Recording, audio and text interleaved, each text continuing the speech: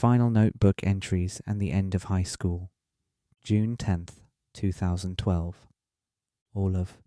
It's all a resemblance of the remembrance. It's all of the sunshine that leaked down your spine. When you find you've shifted from all of that sifting, you will recover from your vows. I can't imagine all of the fashion that we could have made if blue could have stayed. Your soul is a gold piece designed by the oldies and all of the moments that slipped away.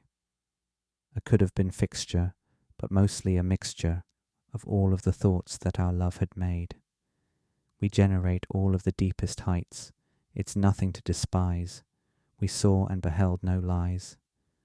We were synthesized in an instant and switched into a bold reframe. June 14th, 2012. Leaf.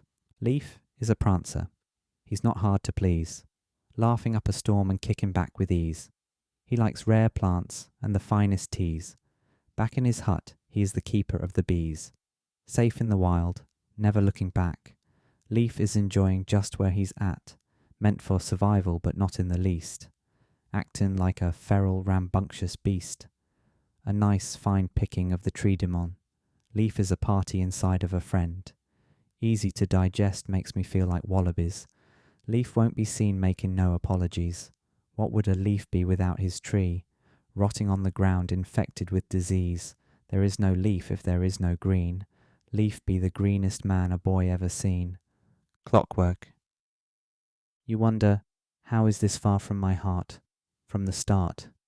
No difference to make apart from those older stars. Your brain just shifts away into a large concert hall. As master of your domain, you must answer these unknown calls, and I fixate like with magic. I get removed from the passage. In the clockwork of it all, I find no space for my fall. Sometimes I feel this way. I sing a song, rip a bong. Sounds funny to hear this way, but aren't we all? Sometimes I make a shape that doesn't ever feel the same, and we get lost in good fortune. The end of high school. Those were my last entries in the high school notebook. It's funny how the notebook ended exactly when high school ended, as if it were only around as a coping mechanism for high school itself. I went on to break up with my girlfriend as I had suspected, and did so over the phone at the end of June. Our last day together was the last Saturday of June, when we went to a small local festival at the elementary school we both grew up at. I could hardly enjoy myself. It was hard to feign any sort of happiness knowing that it would very well be our last day together for a long time, if not ever. We had our fun and had our last kiss goodbye. I was too cowardly to do it in person, however much I reasoned that I wanted our last day together to be a quote-unquote good memory. I don't know if I just called her the next day or what, but when I did, she ended up calling me an arsehole and a liar. Understandable, since I had previously told her that I wasn't interested in getting with college girls, because what we had was much more than I could ever have with any of them. Unfortunately, I only half believed that when I said it, and hoped that it would feel like the right thing when the time came. I don't blame her for the insults. I was quite blunt about how I felt, as I admitted that I didn't feel much of a mental connection, and I needed more than just the physical.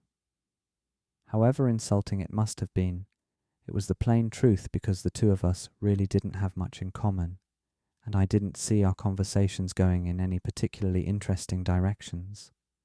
The relationship was a classic case of teenage hormones in full blast, with justifications being made left and right, all for the sake of sheer hedonism.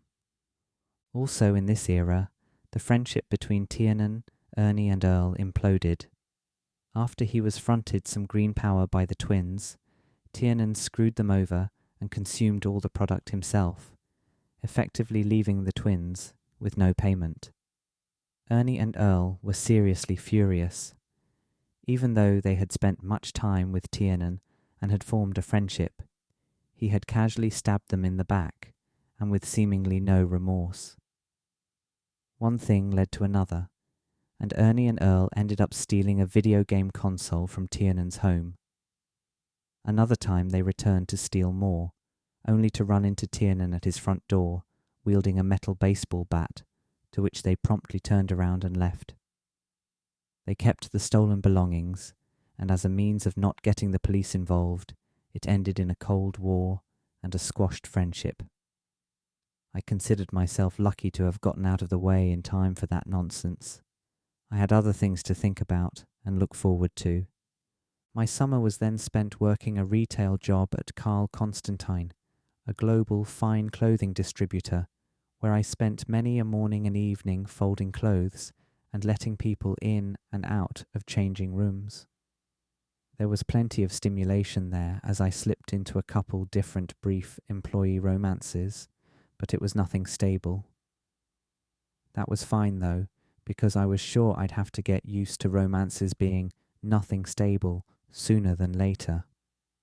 I was off to Hip City College for my freshman year in no time, and those of us who have been accepted into college know the general feelings, hopes, and expectations.